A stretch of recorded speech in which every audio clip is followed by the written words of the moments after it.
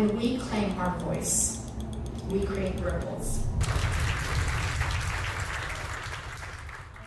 Good afternoon. How are we holding up? We've had a full day. I had the opportunity to join at lunchtime and listen to a number of the sessions, and it's been awesome. My celebrate the team at CCLW. So before I jump into my talk, let's start with a definition of flourish. What does it mean? The dictionary says to grow luxuriantly to achieve success. But what I'd like to invite you to do is to engage in a brief reflection with me. If you're willing to, if you're comfortable, close your eyes or not, but for a moment imagine the word flourish. What image, what feelings, what color comes to mind as you reflect on the word flourish? Take a bit of time to visualize, and for those that are comfortable, if you can put up your hand, and I'd love to hear what you think of when you think of flourish. Red. Red, the color red, okay. Any others? Over there? Yeah? I think of green and like plants. Like green and plants, yeah. Lush plants. Any others? I thought of green, but I also thought of blue. Blue, green. Is there another hand up? Yes. I thought of yellow because I thought of the sun. The sun, yellow. Yes. I saw flowing water. I don't know why. Water. Okay, beautiful. What's that? Water is colorless. Water is colorless, but it has energy. There's something about it. And this is what I thought of when I thought of the word flourish. Do you see our common, what we kind of envisioned?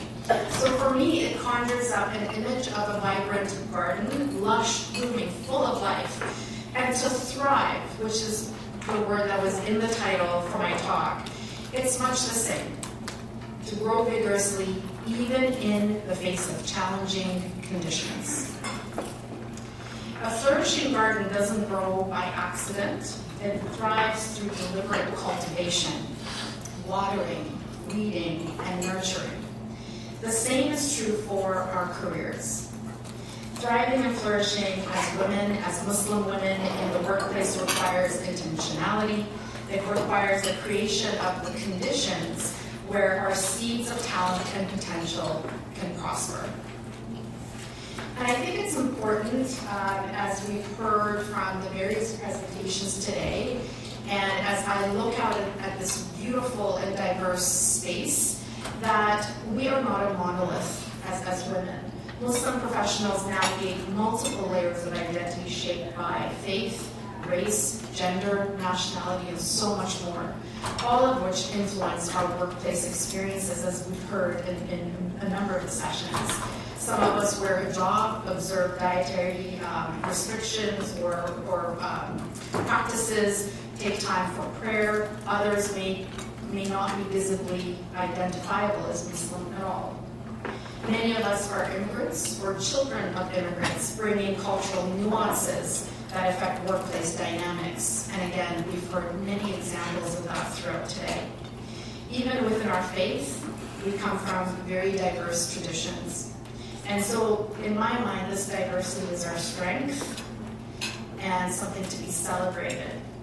So what does it mean for all of us to flourish and thrive in our careers? I would argue that the answer is very diverse as all of us in this space. And today, this question feels more important than ever, given the landscape that we're navigating. I wasn't here for the morning session, but from the titles of the talks, I think that was talked about by a number of the speakers. As we've heard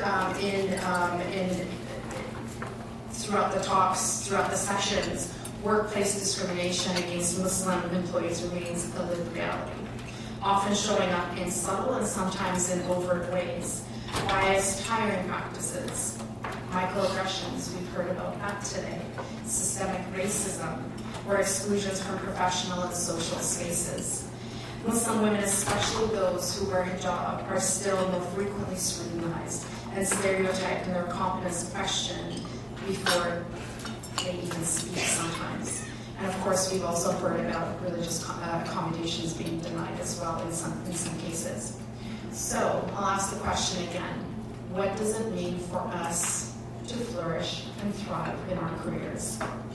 And for me, when I think about this image, it brings forward being hired into roles that match our talents and ambitions through fair and equitable recruitment. It means being recognized, trusted, and compensated for the excellence that we bring. It means feeling safe to bring our full selves, our womanhood, our faith, and culture to work. It means being supported by leaders who value us and policies that reflect our humanity, our full humanity. Flourishing and thriving aren't abstract terms. They may seem flowery, but I'm going to get into much more detail as we go. They are real possibilities that exist for all of us. And I know that because I've seen it in the women that I've encountered through my organization. And I'm going to talk about Nargis and Hiba. Of course, I've changed their names. The images that you'll see is not really them to protect their privacy, but the stories are very, very real. All right, so let's meet Nargis. When I first met her, I immediately sensed her grounded confidence, the kind that comes from faith, from focus, and doing the inner work of belonging to herself. We talk about belonging here, and I would argue that it really starts with belonging within ourselves first and foremost. Born and raised in Nigeria, Nargis spent her first 14 years there before her family moved to the Middle East, or Southwest Asia. Later, she pursued a chemical engineering degree in the UK. When she began her job search, she quickly discovered how her name, we've talked about name bias, how her identity and faith shaped others' perceptions.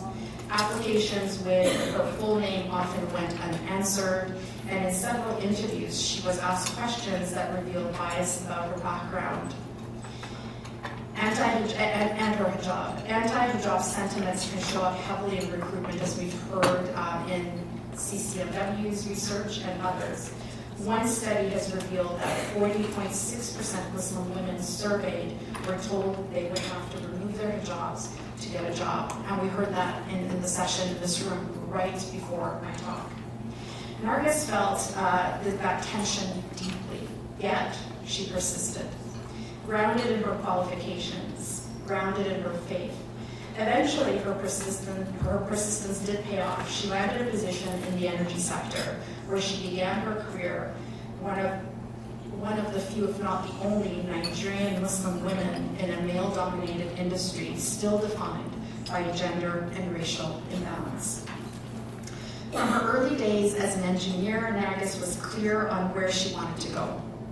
By her third year in the workplace, she already had her sights set on asset management. And when I asked her why, she said, well, it's a space where she could lead people, drive performance, and deliver results. Those things really excited her.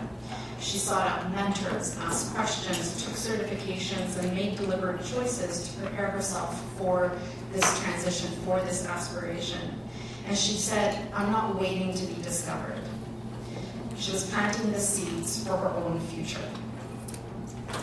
That clarity of vision, she told me, came from speaking with mentors, speaking with her leaders, and also her own inner resolve and reflection through self-awareness and grit, and that became her compass. Nargis is known, as she described, for her discernment and her drive, for acting 10 steps ahead, seeking feedback, her self-leadership, and taking action to grow.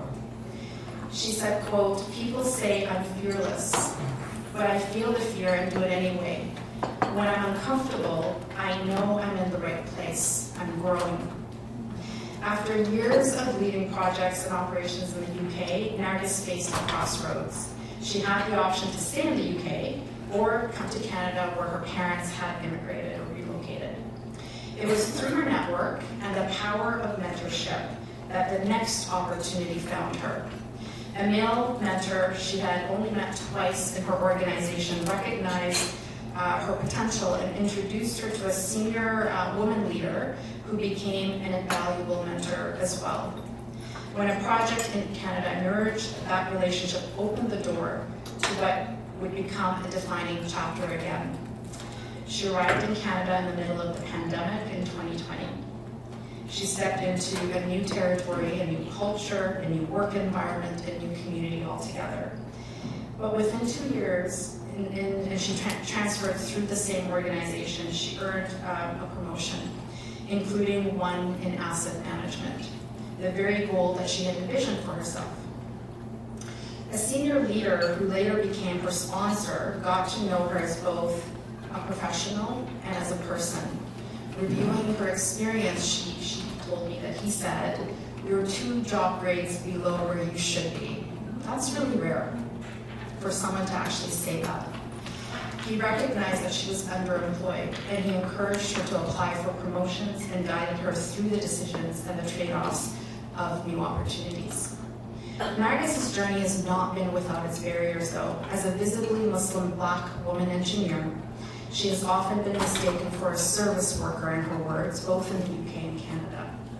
She recalls leading a workshop in the UK where an attendee asked if she knew when lunch would be served and if she could check the parking issue at the front desk.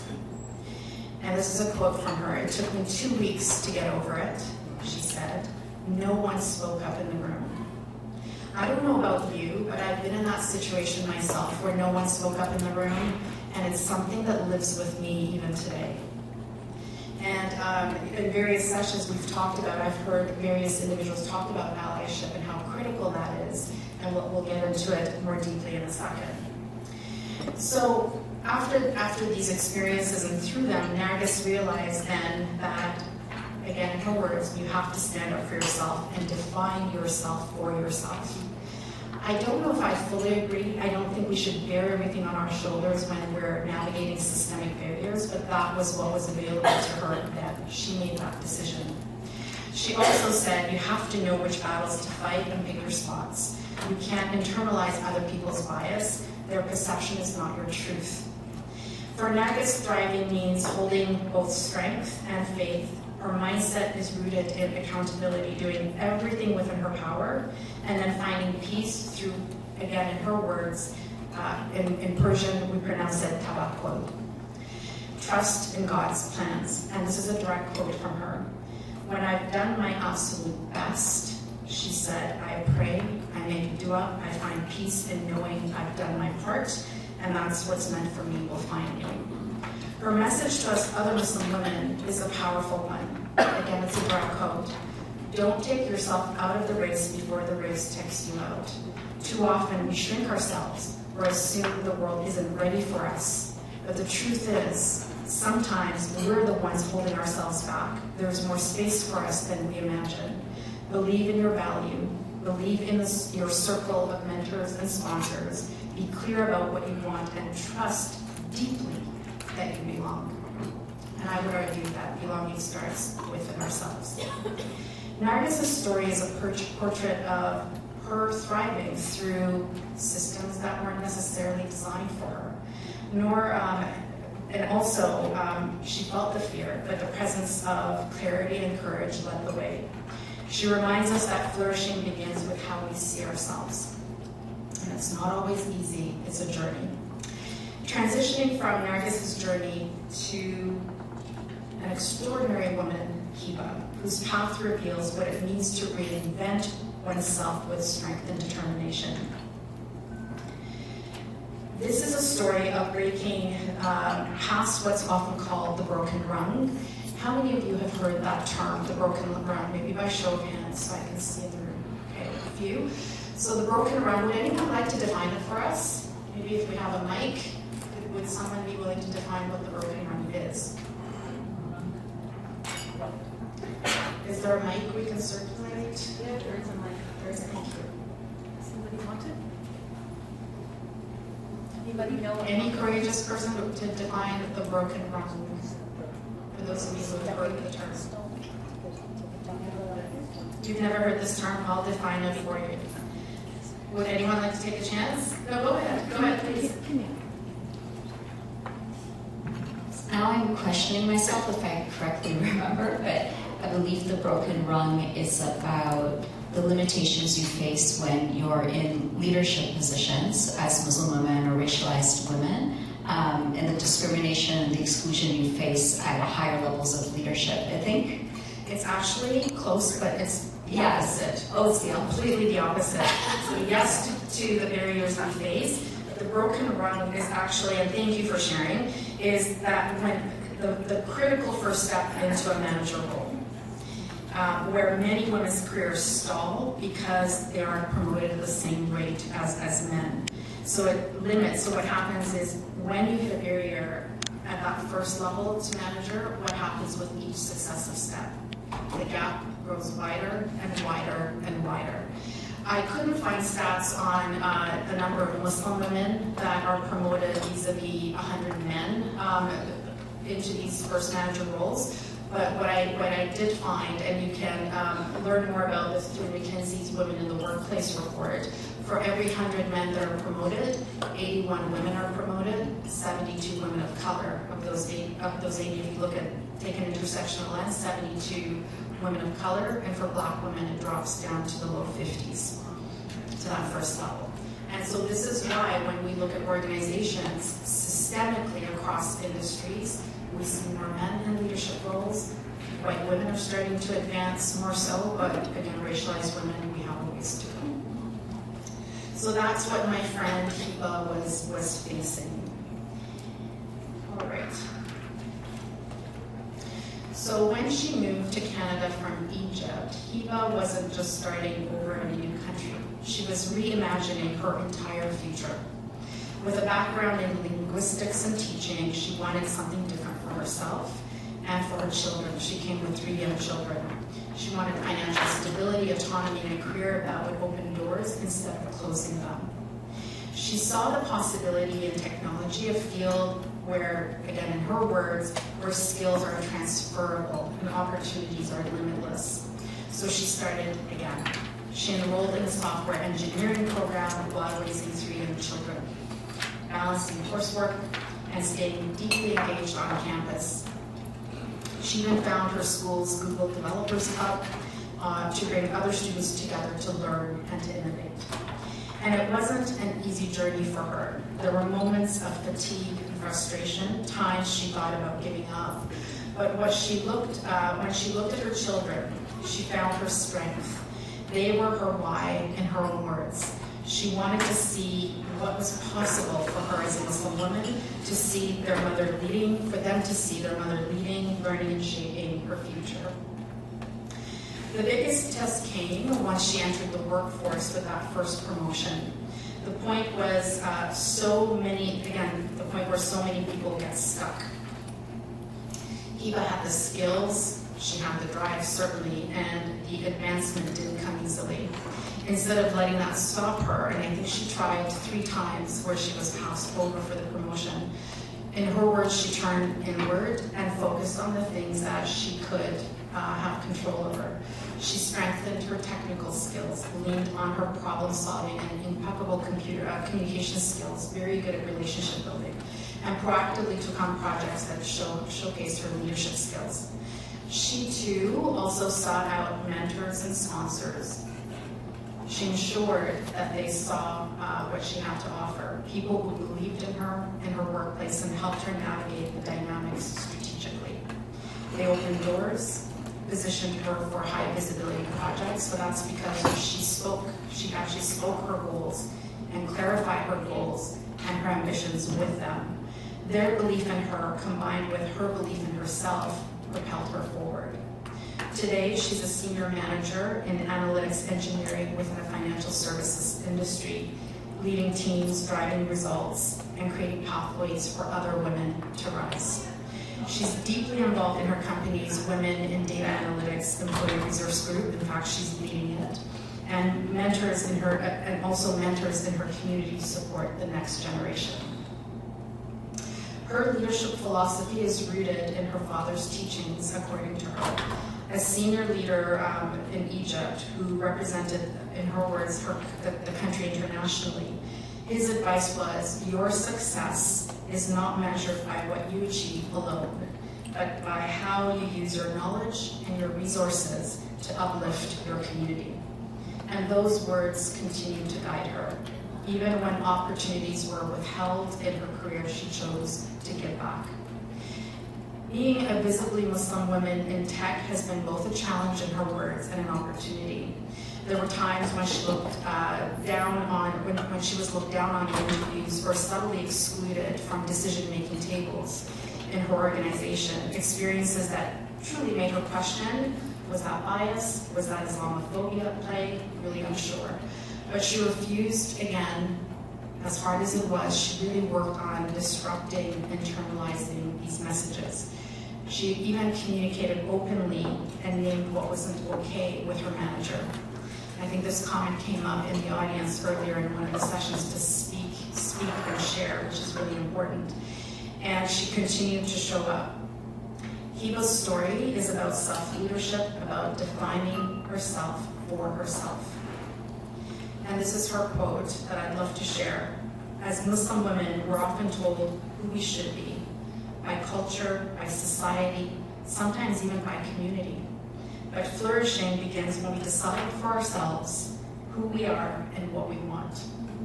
Financial stability and freedom are not luxuries. This is her quote. They are forms of self-empowerment. When we are financially independent, we have choice, dignity, and the ability to support others. So her journey stands as a powerful portrait of flourishing as well. So I would like to step back and think of these two stories and what are the common themes? What are the things that stood out for me as I listened to these stories? And one is that flourishing truly begins with us. And I've heard this from some of you in some of the sessions as well. It truly starts with us first and foremost. It's deeply personal about our journey and our growth. As we reflect on these stories, we see that flourishing doesn't happen in isolation either. It grows out of the choices we make to keep showing up, even when there's hurdles and it can be hard. Like them, each of us will encounter moments where bias tests our confidence or our belonging, and I'm sure it has. I know it has for me. How we respond, is what defines our growth. Before I talk about systems and the importance of what workplaces need to do and share some of our research findings, I want to speak about some of the themes around how we as women can navigate our careers. Again, inspired by the stories that we've heard. The first is, in our last session in this room, we heard a lot about bias. It really is about disrupting internalized bias. Bias refers, as we heard, to the mental shortcuts our brains take when making judgments or decisions. While all humans are wired for bias, some of us experience its harms more than others. When bias shows up, it's rarely easy. It can be painful, it can be harmful, it can be exhausting, and deeply personal.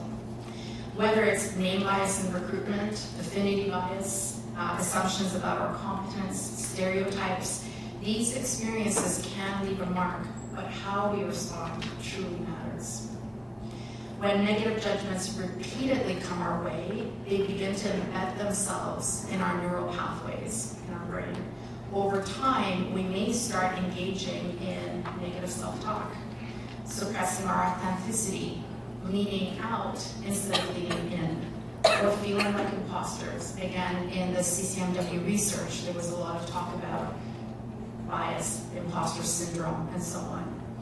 Internalized bias happens when those external messages that come at us start to live inside of us. We begin to question our belonging and our abilities, convincing ourselves to make ourselves and our voices smaller. Imposter thoughts aren't proof of inadequacy, though. They're a response to the environment and the systems that make us feel unseen and unvalued. Have any of you heard of the Harvard Business Review article, Stop Telling Women They Have Imposter Syndrome? Awesome. It was a game changer for me when I read it, right? So if there's one thing you do when you go home, please bring up that article and read it. It's very enlightening. It problematizes that whole phrase, and I hope if there's one thing you take away from my talk, is to never use the word imposter or syndrome on yourself. Healthy self-doubt maybe, and that's normal when we put ourselves in uncomfortable situations or when we navigate these things, but we're not imposters, and it's not a syndrome. It really isn't. I have a lot to say about that. Muslim women often experience also a double or triple burden, as we've heard throughout the sessions, facing gender, racial, and religious bias as examples, which compounds these challenges and makes career progression difficult. This is the danger of internalizing bias. It convinces us to hold back our brilliance. Disrupting bias then becomes a journey of unlearning the false messages and replacing them with the truth. There's, yesterday I moderated a LinkedIn Live with someone named Ritu Basim. Have any of you heard of Ritu Basim? She's a D&I consultant. She does a lot of work on authenticity as well as belonging. And one of the things that she talked about is this idea of belonging. Belonging here, belonging to others starts with belonging within ourselves. And how that starts is with embracing all of who we are, especially what makes us different. And that starts with us. So going back to Nargis and Hiba, what they teach us is that this is a lifelong practice. As Nargis says, you can't internalize other people's bias. Their perception is not your truth. All right, which leads me to the next theme, and that is defining ourselves for ourselves. For far too long, narratives about Muslim women, who we are, what we can do, and how we should lead has been written by others. My research on Muslim women and media explored these very portrayals. How headlines, stories, government policies, and discourse too often construct Muslim women through lenses that are often very narrow and don't reflect us. These narrow depictions often erase the complexity, portraying us as objects of discourse rather than subjects of our own story. One of my research projects examined a group called the Mipsters, a community that exemplified old self-definition, a blend of the word Muslim and hipsters. The Mipsters emerged online as a collective of hijabi women in America, defining representations through social media.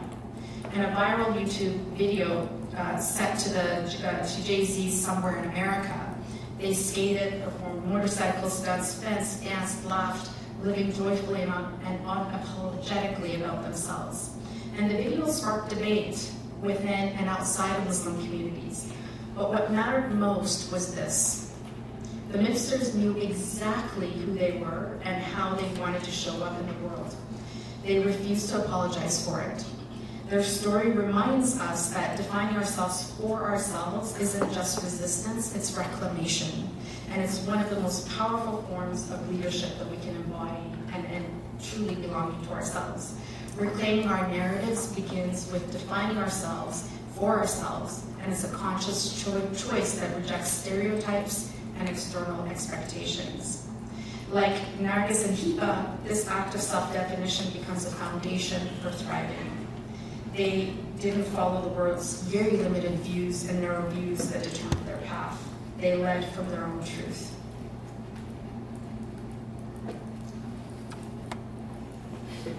All right, so the other piece is the audacity is a muscle that helps us move from potential to power. But it's also the mindset that allows us to take our career development in our own hands. No one can or will chart our path for us.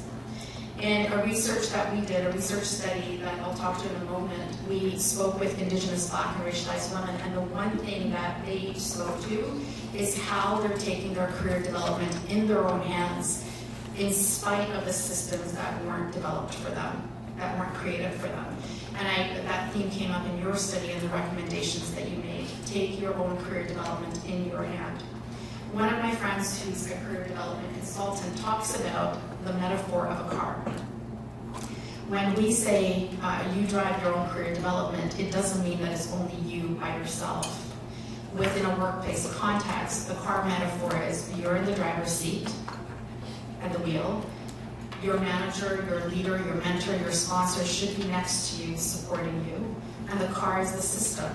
We don't want it breaking down as we're navigating our careers. We want it to work alongside us with the policies and the programs and what's in place in terms of that system. It's a combination of the three. But it does start with taking ownership, full ownership, and agency over our career development. So audacity looks like applying for the job, even when the title may feel, am I qualified? Am I not qualified? It looks like initiating a conversation with your manager about a raise, backed by your results. It's putting your name forward for high visibility projects, volunteering to lead, or reaching out to leaders whose work you may admire and look up to. Both Nargis and Hiba modeled this, I thought, beautifully in the stories. Nargis often admits that she feels fear but acts anyway, viewing discomfort as evidence for growth. And Hiba too faced moments of doubt when entering a new field, balancing motherhood, parenthood, and studies, yet she kept moving. Each small courageous action building her resolve. So when we think about authenticity, when we think about audacity, when we think about courage, it really is about creating opportunities to showcase our leadership and technical skills, which is what Hiba did. And again, it's not the absence of fear, but it's taking the steps to achieve the vision that you have.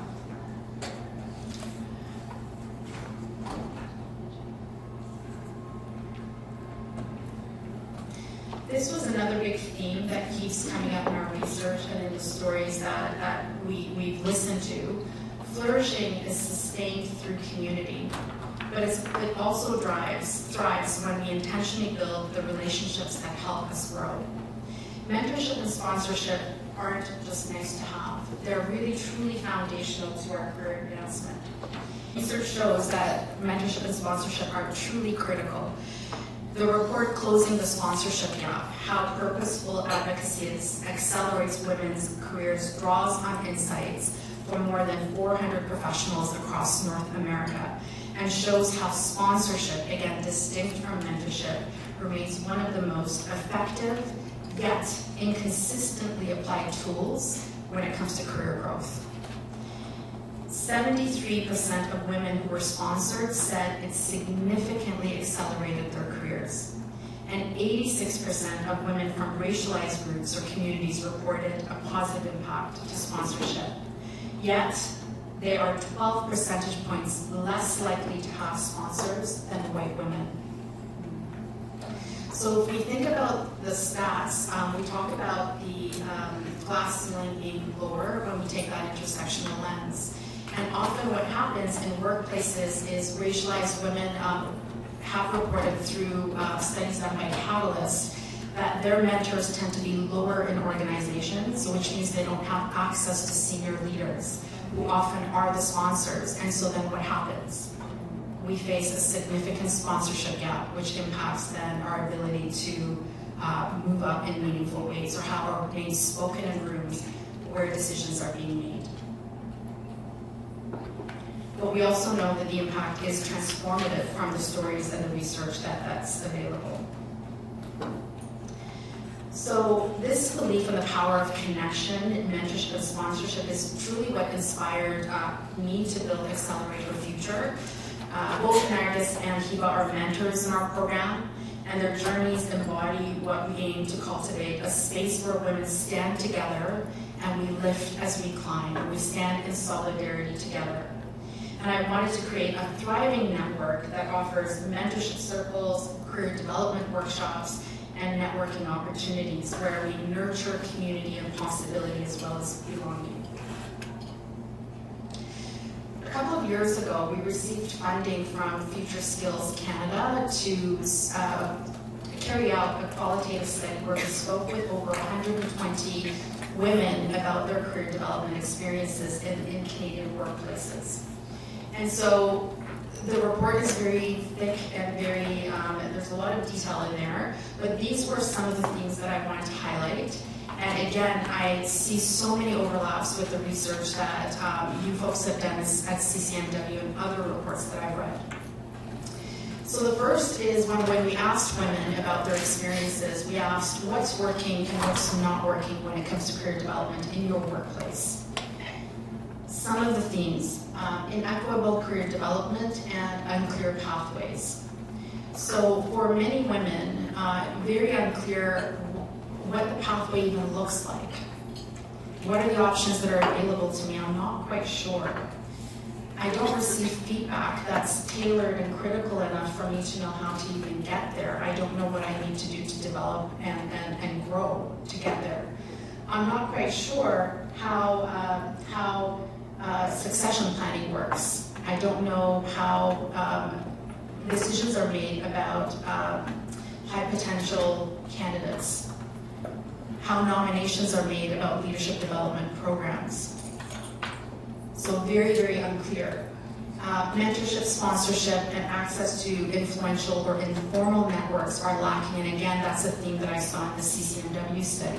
So again, when you have lack of access to mentors, sponsors, and informal networks, that impacts our ability to advance, grow, and move forward.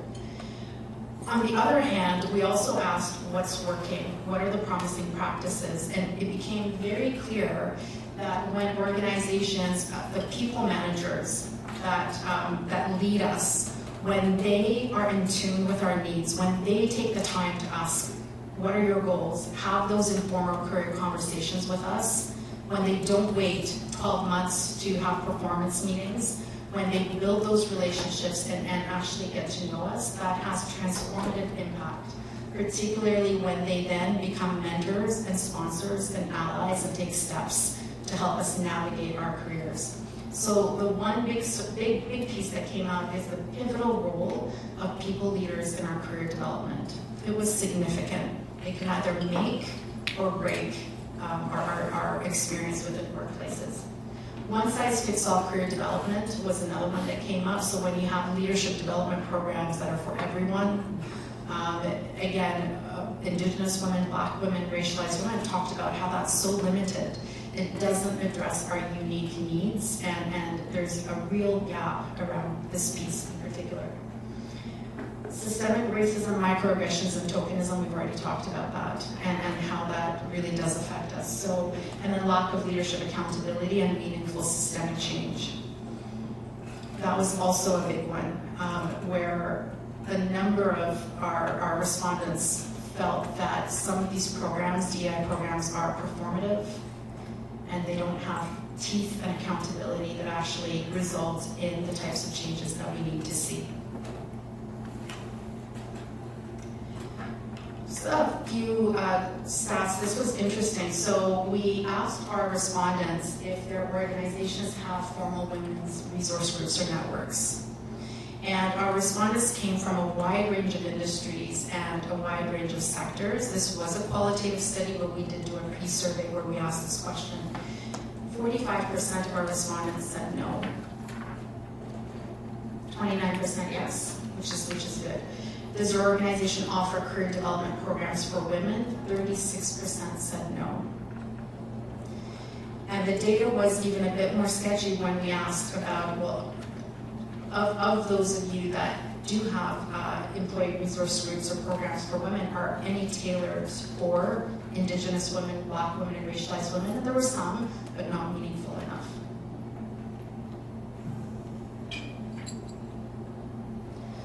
Okay, so someone talked about allyship in one of the sessions that I was in, and I was so delighted to hear the phrase, and it's often overused, it really is. But when defined and when it's done well, it has really meaningful impacts. And it's more than good intentions. It's about courageous, consistent action. While 3 out of 4 men, and here's some stats for you, 3 out of 4 men consider themselves as allies to women, fewer than half of women agreed. Similarly, when this is from a McKinsey report, 77% of white employees say they support women of color, yet less than 10% actually mentor or sponsor them. So there's a perception gap, right, between what what people think they're doing in terms of allyship and what actually happens. And so again, that's important for us to consider as we do this work. True allyship begins with awareness and accountability. Understanding and acknowledging inequities is critical. Deep allyship starts with recognizing the unique systemic barriers that we face, much of what we've talked about today, and realizing, again, that those experiences are not a monolith. Oftentimes, I encounter programs that are for all women in the workplace, and our experiences are not the same as those experienced by white women or so on. So the intersectional piece is critical. From microaggressions to biased hiring and promotion practices, these inequities are real and persistent, as we know. So the next steps in valuing Muslim women, racialized women as equals, and respecting our agency is really important. Oftentimes in allied relationships, there can be saviorism, which means I think I know better and I'm going to advise you. And that can be really problematic. There's an academic out of Western University, Dr. Bhattacharya, who's done some research on allyship and women of color.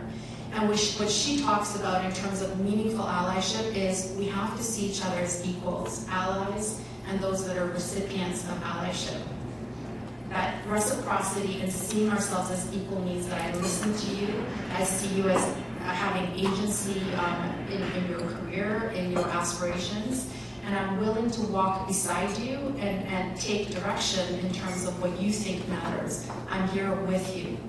And oftentimes, what research tells us is when that's lacking, we then become saviors, we think we know better, and we start dictating what should happen, and that's very problematic. And I often say, finally, systems are made of people, and change begins with each of us, challenging workplace barriers actively and visibly, speaking up when bias or Islamophobia appears. So we heard about bystanders, we heard about allies, and ensuring that we do take action. I recently led a study with an organization on male allyship. We spoke with a number of women and dug into the research. And allyship really is about emotional support, really listening to the individual you're being an ally to and really hearing them. That does have transformative impacts on women to really be seen, heard, validated. But it's more than that. It's also about systemic change, challenging what's not working in organizations, and that's not happening to the level that it should. The number of allies that actually take steps to challenge systems is much, much lower, and that needs to change.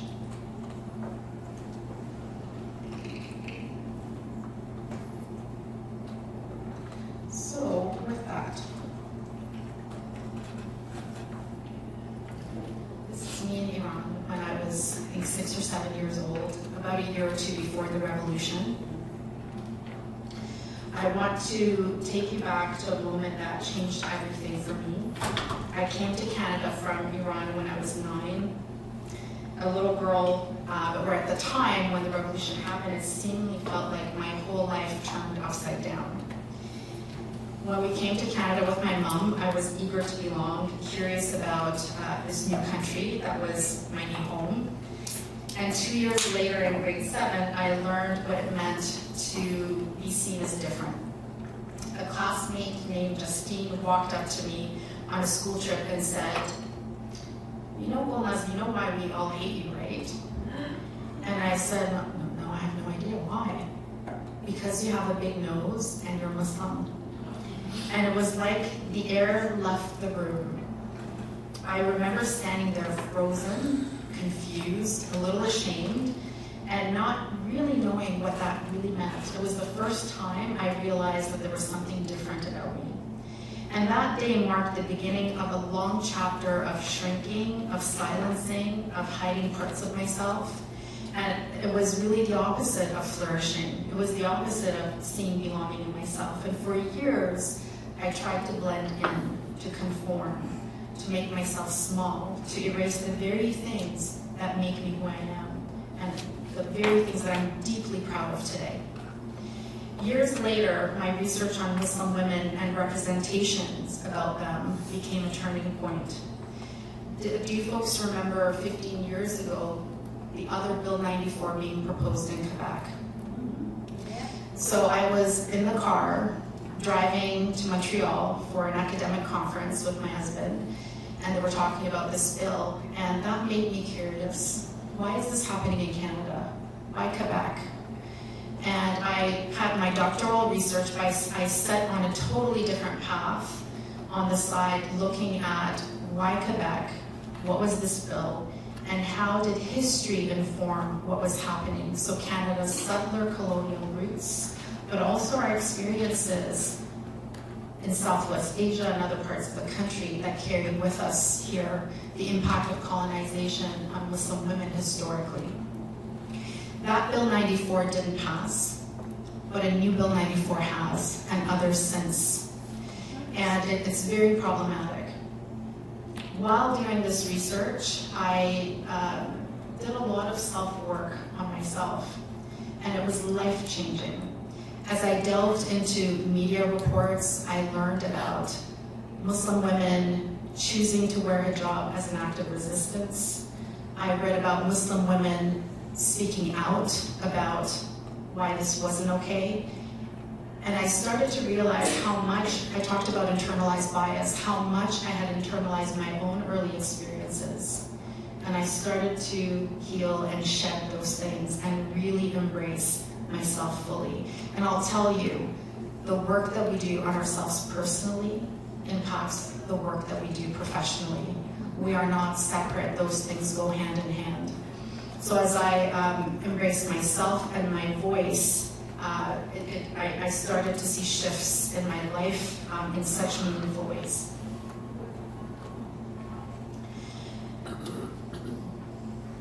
The journey eventually led me to the TEDx stage. I was incredibly nervous. I remember, I think I went through 10 drafts of my talk, and my friend didn't help much because she said, you do know that they're recording you, and if you mess up, the whole world will see because they'll put it on YouTube. So going on stage, I was trembling. I was the first speaker, yet I felt grounded, sharing my story as an Iranian, as a Muslim, as a first-generation immigrant, and as a feminist, post-colonial feminist. For years, I had silenced parts of me, but on that stage, I felt something shift as I spoke the truth. And many years later, so this would have been back in, so the talk was in 2013, 10 years later, I received an email out of the blue through our contact form from Australia. It was from a teacher. She taught a grade 12 classroom at an all-girls school, all young women, many racialized, and Muslimas navigating their own stories of belonging. She told me in the email that her class, she had shown them my TED Talk. I'm like, why? This was delivered in Milton, Ontario. How did she even find it? Like, where did that come from? But she did. And she said that because of the TED Talk, there was a new saying after watching my talk in her classroom. And that was, every time the girls wanted to take a bold step, the young women wanted to take a bold step, they would say, what would Golnaz do?